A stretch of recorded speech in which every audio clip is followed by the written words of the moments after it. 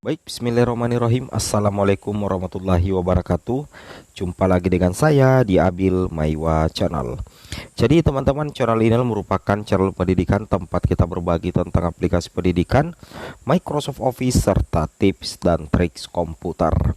Jadi pada video kali ini Bapak Ibu ya, kembali lagi admin akan mencoba mengupdate informasi terbaru seputar P3K Guru di tahun 2022-2023.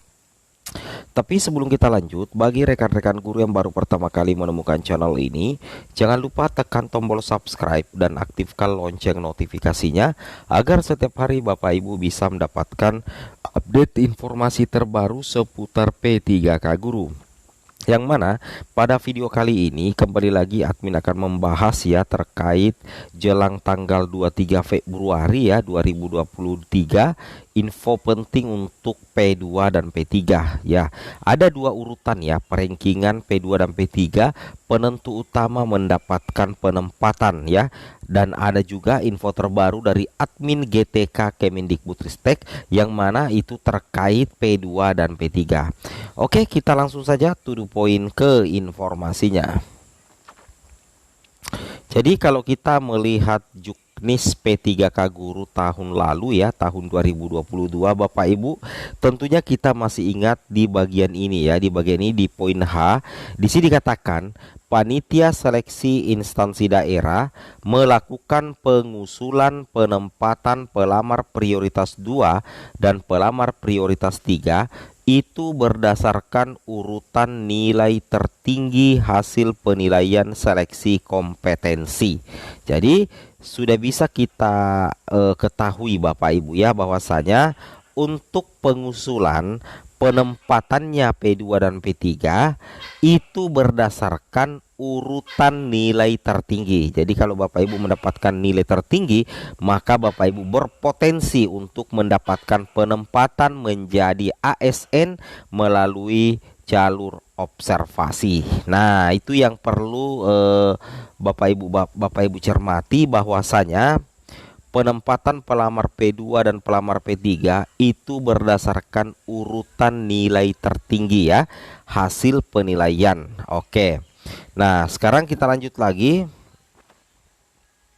Sini Bapak Ibu bisa memperhatikan juga ya, bahwasanya info dari Ibu Hasna dan FG PPNS Nusantara memang membahasakan bahwasanya untuk untuk P2 ya, untuk P2 dan P3 penilaiannya ini sudah masuk pada 3 Desember 2023 Bapak Ibu ya.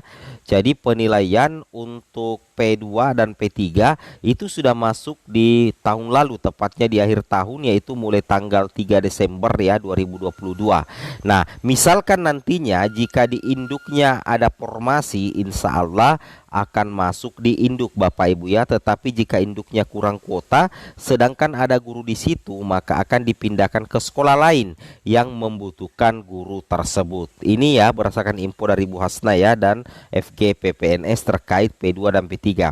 Kemudian info berikutnya di sini dikatakan juga Bapak Ibu ya, bahwasanya di sini kita lihat ya info berikutnya di sini. Nah, di sini dikatakan Bapak Ibu bahwasanya untuk P2 dan P3 dan P4 penempatan ditentukan oleh Panselnas ya, tidak ada biaya apapun, dan jika ada yang mengiming-imingi bisa lulus asalkan bayar jumlah uang, itu tidak benar ya. Jadi Bapak Ibu abaikan saja kalau ada yang mencoba menipu Bapak Ibu ya. Kemudian dari info dari layanan Kemendikbudristek di sini dikatakan, selamat pagi.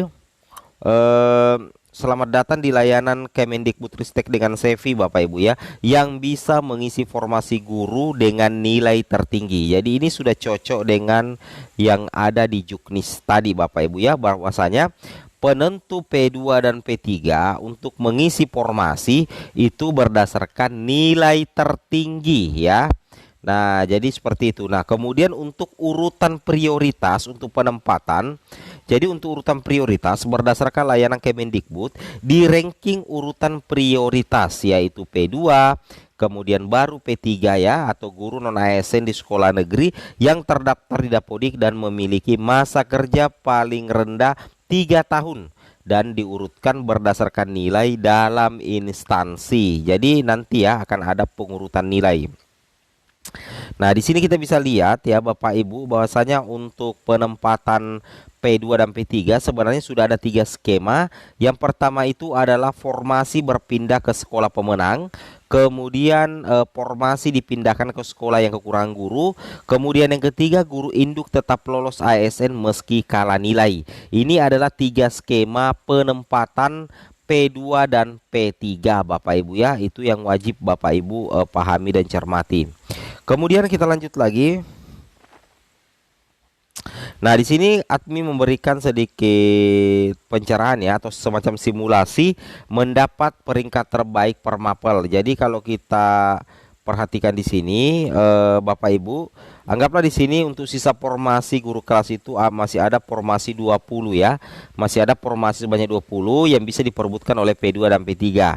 Nah, kalau kita melihat urutan prioritas, maka yang paling pertama sekali untuk ditempatkan yaitu P2. Nah, jadi kebetulan di sini untuk formasi guru kelas apa ya? Formasinya itu ada 20. Sedangkan jumlah P2 itu ada 2. Jumlah P3 ada 200. Jadi nantinya akan diurut. Kalau P2 ketemu P3 itu tidak pengurutan nilai Bapak Ibu, tetapi pengurutan urutan prioritas. Seperti itu maksudnya ya. Nah, kebetulan di sini jumlah P2-nya 2 dan memenuhi persyaratan, maka P2 dulu ini yang akan mengisi formasi di guru kelas. Sehingga sisa formasi guru kelas itu 18. Nah, dari 18 formasi yang tersedia untuk guru kelas, masih ada jumlah P3 ini yang 200. Maka nantinya akan diurutkan mulai nomor 1 sampai nomor 18. Siapa nilai tertinggi nomor 1 sampai 18 itu yang akan mengisi sisa 18 formasi guru kelas ya. Logikanya seperti itu Bapak Ibu ya. Itu yang wajib Bapak Ibu pahami. Kemudian kita lanjut lagi, misalkan di sini dalam keadaan aman ya, P2 dan P3 aman, misalkan sisa formasi instansi itu berlebih Bapak Ibu. Contoh, formasi guru kelas itu dalam satu instansi anggaplah 700 ya. Nah, kita lihat 700. Berapa jumlah P2? Ada 5, maka P2 ini diangkat semua dulu Bapak Ibu ya. Berarti masih ada 695. Nah, ini kan masuk dalam kondisi aman karena memang formasinya lebih banyak daripada pelamar umum ya, daripada formasinya lebih banyak daripada jumlah pelamar. Itu yang wajib Bapak Ibu pahami dan Bapak Ibu cermati ya, seperti itu. Kemudian kita lanjut lagi. Nah, di sini ya. Jadi ini harus Bapak Ibu perhatikan bahwa untuk urutan penempatan yang didahulukan dulu adalah P2. Nanti selesai P2 baru lanjut P3 Bapak Ibu ya. Itu yang harus Bapak Ibu pahami. Oke, semoga bermanfaat. Assalamualaikum warahmatullahi wabarakatuh.